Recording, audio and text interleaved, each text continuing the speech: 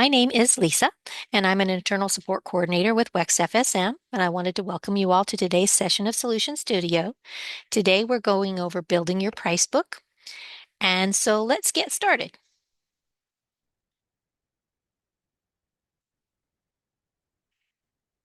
Okay, so in WEX FSM, we have several options for price books. You can build your own price book. You can have a sheet loaded that from your own price book that you've created. You can use your QuickBooks item list.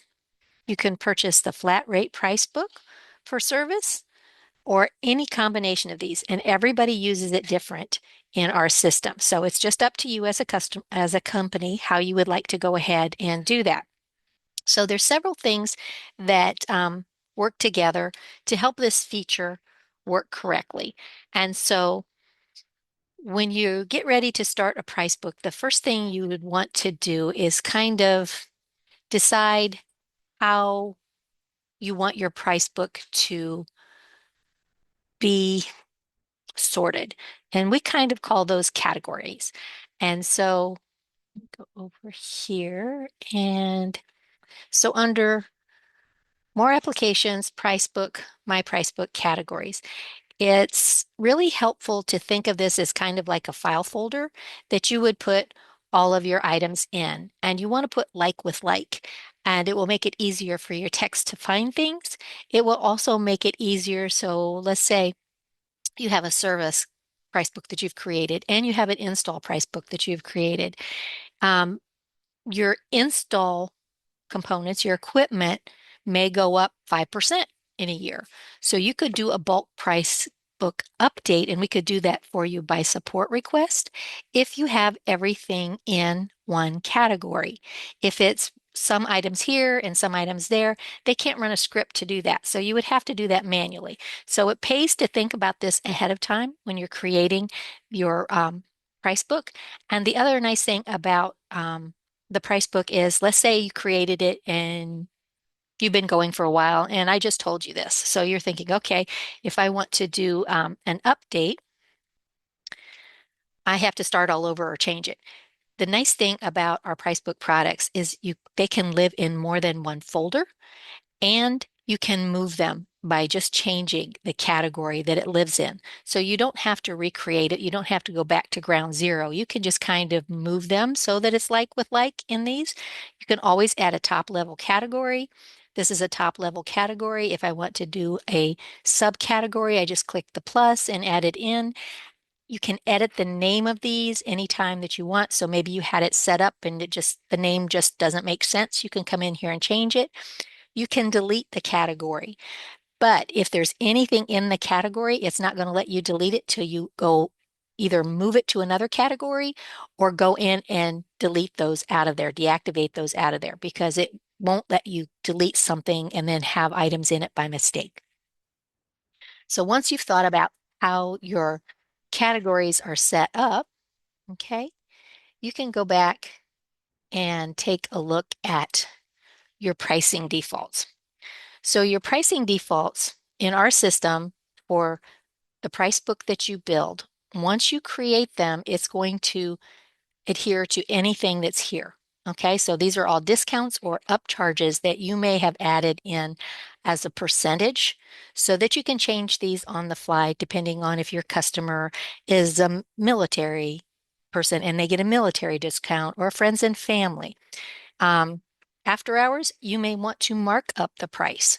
So you can come in here and change it and make it a positive instead of a negative so that on the job, if you're there on overtime or you have another pricing strategy, people name these whatever they want. And you have three options to do this. Some people do it by a 20% markup or however they want to name it. It's just up to you and how you do business. And it will mark this up on this. When you change it on the top of the job form under pricing settings, you can go ahead and change these on the fly, and that way it will update what you charge your customers. These need to be in place, and these fly under the radar here. Most people don't read these, and they come in and they change them. And they will take effect immediately if you have Profit Rhino, our flat rate price book, because it's an integrated price book. But for the price book that you built, it is only going to make changes to any new products created if you change these. So you want to make sure that these are in place first before you create items in your price book. And let's say you come back in and you decided you're going to give a different maintenance plan discount. If you have these grouped like by like we said, in service or equipment, in those folders, we can update those for you. And you can come to more applications and you can go to data center. And it should pop up here on the right-hand side. This is a test account, so sometimes it has a mind of its own. So you could come in here and you could do submit a price book update in bulk, okay? And tell them that you want to update all the items in your price book with your new maintenance plan discount. If you ever want to just come in and take a peek, you can come in and take a peek at what we can do in bulk for you, the data team. And if you decide that you're not doing it or not ready to do it at this time, you can just hit close this chat and that'll get you out there. No harm, no foul. Otherwise, they're going to start reaching out on here and asking you questions. Hey, are you ready to go? And if you're not ready yet, just close the chat. Okay. The other thing that I wanted to let you know about the pricing defaults is this one is locked. See how you can't edit it? This is set up and it was originally built so that when a customer has a maintenance plan and you offer a discount here, it is going to automatically add that amount to the job form when they have a maintenance plan. Okay. And it's also going to offer up this discount if they don't have a maintenance plan by saying there are available savings. And you can hide these on the job form as you want to, or you can say, I have a $99 special in my price book that I'm never going to offer a maintenance plan on. And on that product in the price book, you can turn off that maintenance plan discount so that it never offers it. Also on, so let's say your equipment, so you're giving an estimate. You may not give 10% off on a $10,000 system because somebody bought a $150 maintenance plan.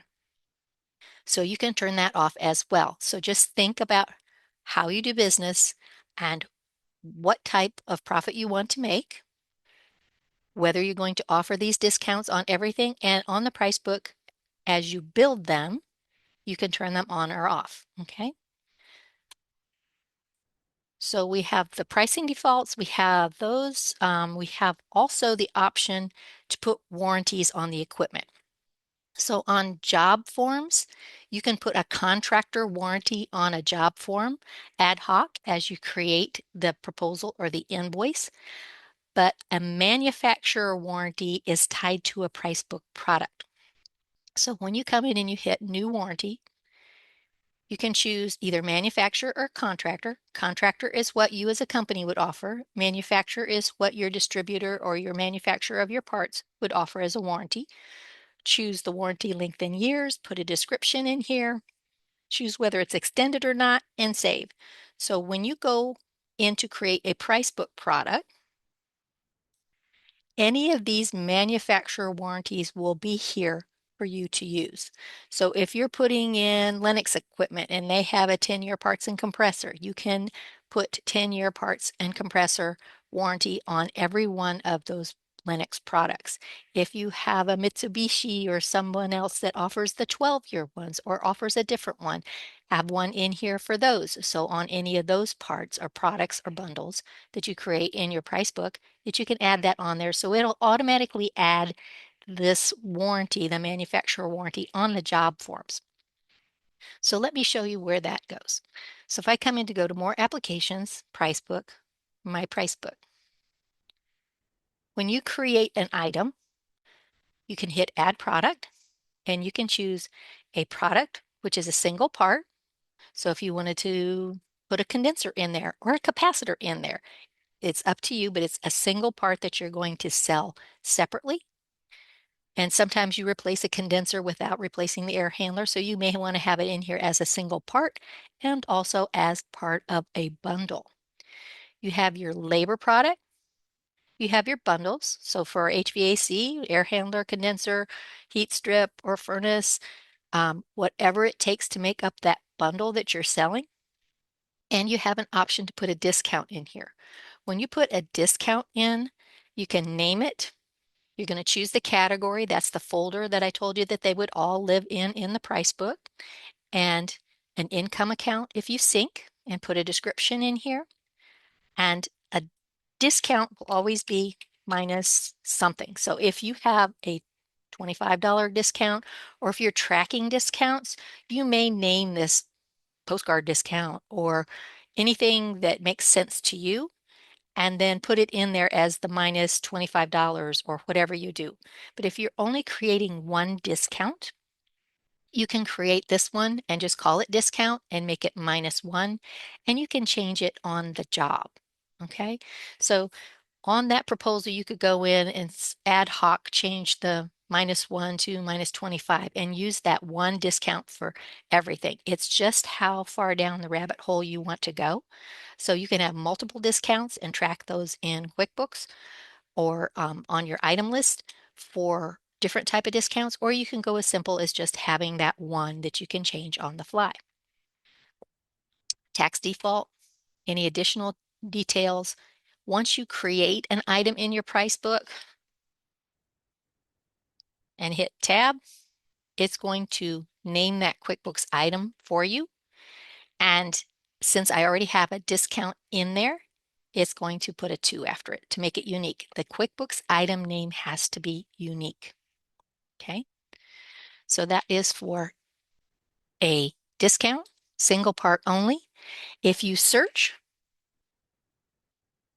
and you can spell capacitor, okay, it's going to bring up anything that you have, and it's going to show the source it's coming from. So it could come from your supplier catalog. You could be creating a part out of your supplier catalog. It could be from your QuickBooks item list. If you have Ferguson or Daikin integrated supplier catalogs, it could be here. So it will try to prompt you from creating an item that that you already have in your price book. So if you see and start adding things in here and you see it's already there, you can go find that part, or you can use that part as part of a bundle. You would give it a product name. And as you can see, capacitor has a ton of options. There's pages and pages of them. You can put in a markup and your cost, and it will figure the price for you. If you forget and you put a price in and then put a cost in, it will back figure it for you as well to see what your markup is. Okay. If you have a product number or a product image, you can go ahead and add that in here. Choose your category that it's going to live in, an income account. And this is where I was talking about the pricing strategies. So if you had that $99 item that you were never going to give a discount, you would turn this off. And this will not be offered up to anybody with a maintenance plan for a reduced rate. Okay? Because we saw that the maintenance plan in the pricing defaults was a 10% discount. Okay, you may not want to have it on for anything for your equipment, and make sure that it's turned off. So just think about these as you're creating these and make sure that you are going to have what you need available on the discounts. This is the one that is the most important because it will offer it up to anybody who has a maintenance plan right off the bat, and that's because that field was locked in the pricing discounts. Okay. In a bundle, you can go in and you can search for condensers, find all of your condensers. And if you don't see the parts in there, you could hit add new part and create a new part for your bundle there. You also have the option to favorite these so that you can use them again and that they pop up first in the price book. Okay. Now, Mark has a webinar on how to create price book products. So if you need that, basically, you can go back over that one as well on how to do that. But we're just doing a quick overview here. I wanted to show you this feature that sometimes is overlooked. So if you have a product, you can come in and let's say it was a condenser. You can choose a class. Remember the warranties? I told you you could choose the warranties, 10 years. Okay. Part name, and you can make it serialized. And what serialized does is you have to think about this one too, because it has to be something that is a larger piece of equipment that you want to show on the customer's equipment tab so that you can keep track of that. You don't want to mark elbows as serialized because you may want to say, oh, I want to see everything that's on the cover. If you use 36 elbows on a job and you mark them serialized, they'll go over to the equipment tab. And that just makes it messy so that you can't find the items that really should be serialized, like a condenser, an air handler, a blower motor, things like that. So you may want to think about this as you get it set up. And when you've added the warranty here and the serialized here, when you add this product to a job form and they sign and pay for it, anything that's marked serialized will automatically go to that from that job form, from that invoice to the customer's equipment tab, and you won't have to do double entry. So this feature here will save you a lot of time. And so let me show you what that looks like. Let's see if I've got one over here. Okay, so Jack Dawson is my guy. So let me see if I can see the one that is open draft. Hello, go back to open draft. There we go. So I added labor. I added a 2-ton heat pump. I put a discount on there. And remember I said you can change these on the fly. You just click the pencil, change it to minus $5, and make sure you click this check marker. It will not save your change. Okay. And since I made those serialized, they show down here in the included equipment.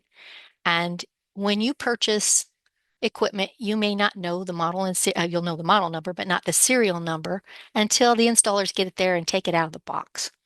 So if your installers have access to the system, they can open up the invoice, put the serial number on here so that when this is signed and paid, all of this will go over to the customer's equipment tab. Okay. And remember, I said contractor warranties, you can add more than one, or you can change them on the fly, add another contractor warranty. But the equipment warranties and the manufacturer warranties are tied to these pieces of equipment. So this is how this gets on here. So you don't have to go up to the description and type in, change it and type in 10 years parts and compressor, blah, blah, blah, blah, blah, all that stuff that your manufacturer stuff in here. It's already on here. It's going to save you so much time. Okay. So now anything red in the system, I'm going to go to Jack Dawson because he's my guy. And under the equipment tab, the 2026 condenser and everything is right here. And see, this is one that I did where I didn't add the serial numbers. So if you don't add them or have them add them when they're on the job, it's going to come in here and you're going to have to enter them. But since I added this to the job form on the invoice, the serial number is already here. Okay. So you can come in and trick it out if you need to say, well, is it in confined space, that type of thing, so that as your techs go out there, they'll have a little bit more information when they look at that. But if you just need the basic information, the equipment name, the manufacturer, all that other stuff in here, and the install date, the effective date, that type of thing, it's going to come from the job form automatically, so you don't have to do it again. Now we had job preferences. I have under job preferences. So it would be setting, jobs, job preferences. And we have some back-end kind of flags that you can do as a contractor globally in your system to update things. We have the option to do job P&L by job and accrual. Okay. We have some other items in here, but show maintenance plan savings. If you never ever want to show maintenance plan savings on a job form, you can always set this to off and always read these to make sure that you know what you're turning on and off. Because sometimes, like voting, sometimes people put things in here. It could be a double negative. So just make sure that you know what you're doing when you turn it off. So this says the default value of maintenance plan savings on invoices and proposal. If you set it to off, it is no longer going to offer those for you. Okay. So let's see what else we've got. Does anybody have, oops, somebody else coming back in. Does anybody else have any questions right now on what we've gone over so far?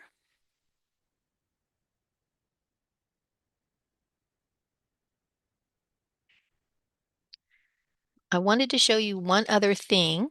Let me see, my job for him is 14117. That if you're building your price book and you have to make a proposal or an invoice and you know something's not in your price book, well, you can kind of do a two-in-one. So if I came in here to this proposal and I was looking for an item that is not in my price book, I could hit add custom line item and it would be on the invoice one or the proposal one time. But if I hit add item and I go to my price book folders and I go down, let's see, I had a 2026 one in here. There we go. I have the option to add a new product right here on my proposal. So I can add it. It looks just the same as in the price book. And once you create this and save it, it will add it to your job form and it will add it to your price book in that folder. So any of these folders, so if I wanted a new piece of install equipment, I have the option to put it there. If I have it for service, I can put it there. Okay, so it's a 2-for-1. So it's not any wasted time. You can create this on the fly as you're going. So if you're small and you don't have time to create a price book, you can do this as you go. So that will help you and build things so that other people can use the things that you've created. Okay, because when you add a custom line item, it's it gets to be a little bit messy because people can come in and type in 1.5 ton Goodman 14.3 SEER, or they could come in and put 14.3 SEER 1.5 ton, and then you've got two separate items that are going to be syncing to your QuickBooks item list, and your QuickBooks item list is going to grow exponentially. So if anytime that they're creating a custom line item, and especially a custom line item in the field, they're not allowed to add the income account in the field. So whenever you go to sync an invoice that has a custom line item that's been created in the field, somebody's going to have to come up to, let me go back over here, this invoice list, and it will say not ready. We'll see how long it takes. Here we go. It'll say not ready. Okay. And there's no income account here. So somebody's going to have to come in, and I'm using air quotations because you know it's going to be the office people are going to have to come in here and put the income account so that this syncs to QuickBooks. Okay. Now, once you say, okay, let's go back to see what that was. A 2-year residential, something, comfort club. So somebody added it by line item instead of from the templates. Okay. So this isn't in your QuickBooks item list. It's not in, it doesn't have an income account because it came from a custom line item.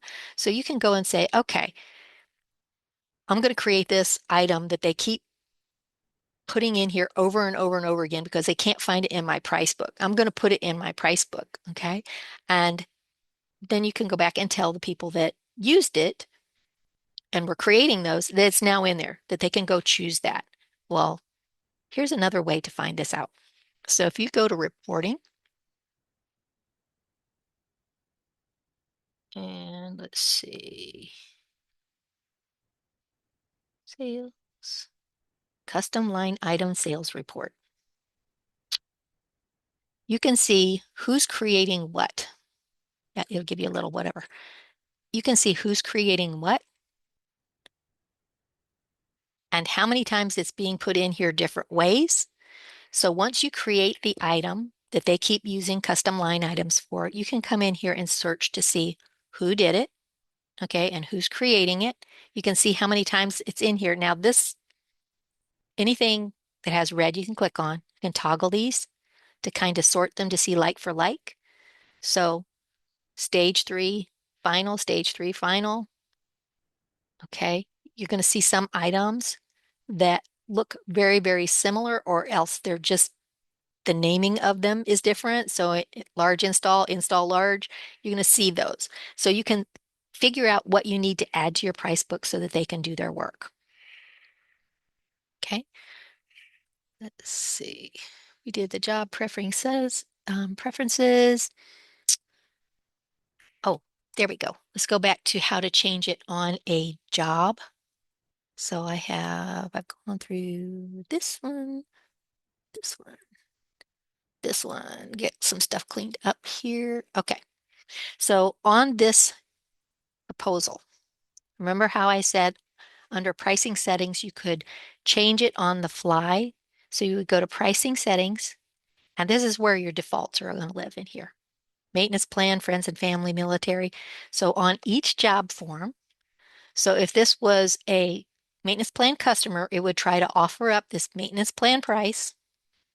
And I'm going to hit update.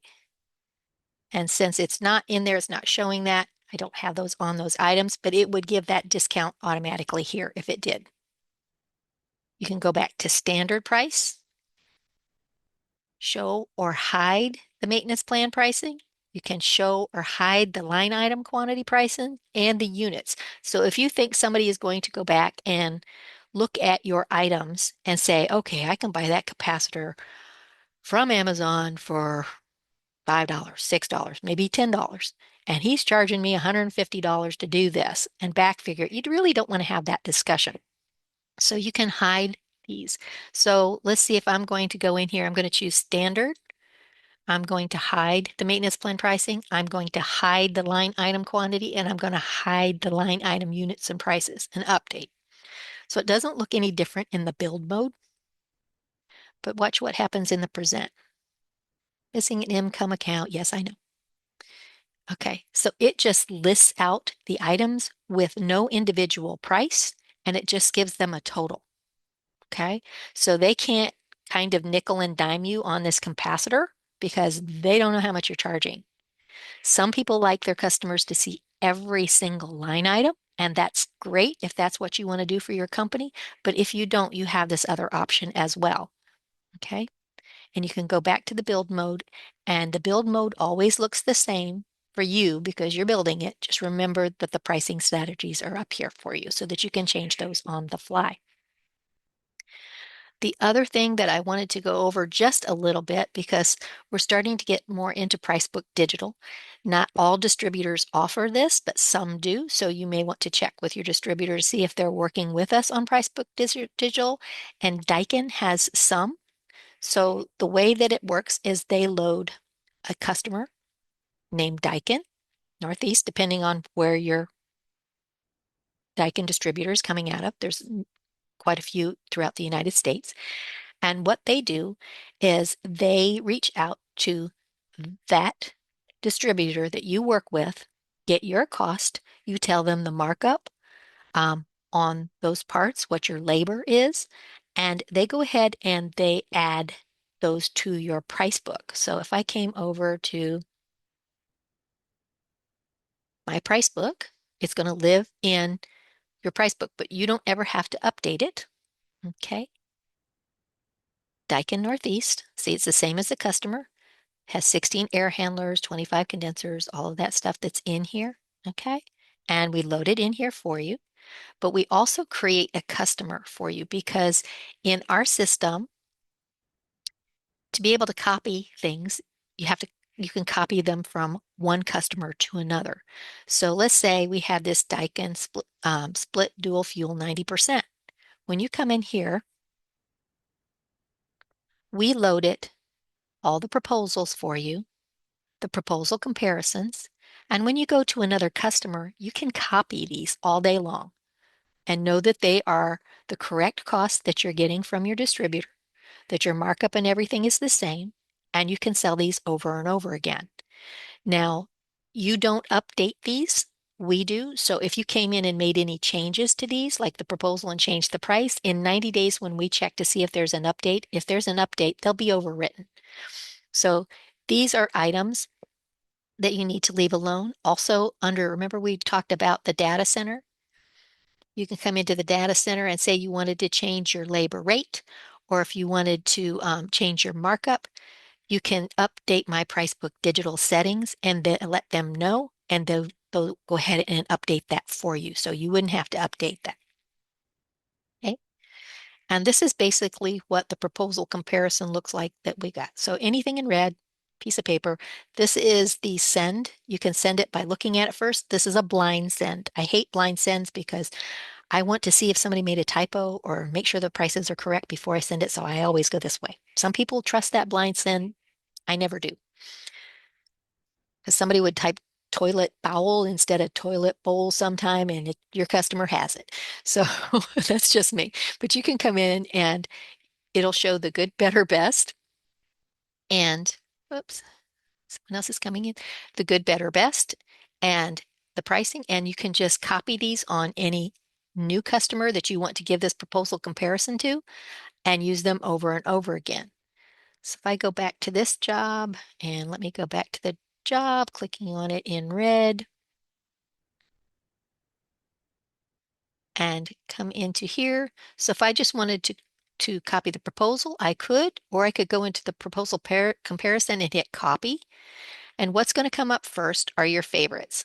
So if you go in and favorite the ones that you use over and over again, they'll come up first. If you can't find it, unclick this because maybe you haven't sorted them by favorites yet or marked them by favorites yet. You could come in and say, okay, I know the customer is Daikin.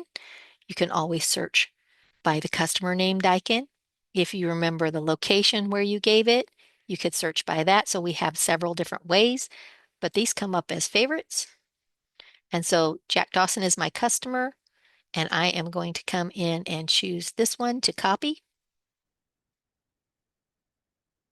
And it's going to bring that whole comparison in here, ready to go, ready for my new customer. I can edit these on the fly if I need to, and I can move them back and forth. We've got all the options in here. It's good, inverter, inverter enhanced. But if you're using like good, better, best, and all of a sudden when you bring them in, you notice you changed the amount, these little side arrows will move them back and forth so that you have them in the right order. Some people like the higher in front. Some people like the lower in front. It's just up to you. But I just wanted to let you know that that is an option there. We do have a whole webinar dedicated to Profit Rhino, but we have added a couple of new features here that I wanted to let you know about. And if you want more information on that, you can pop into the other Profit Rhino webinar. But under Price Book, you have your flat rate price book, which is Profit Rhino. We have added, and my little mouse will stay there, flat rate tiered markups. So you can dial this in. You can choose a margin, a markup, and the three dots. You can come in here and add a row above or below to say, okay, anything that's from a penny to a dollar, this is my markup or my margin. And you can go in and update these so that it can help dial in that flat rate pricing as well. And there's also under settings, subscriptions where you signed up for flat rate pricing. Those of you that have it, you can hit edit subscription.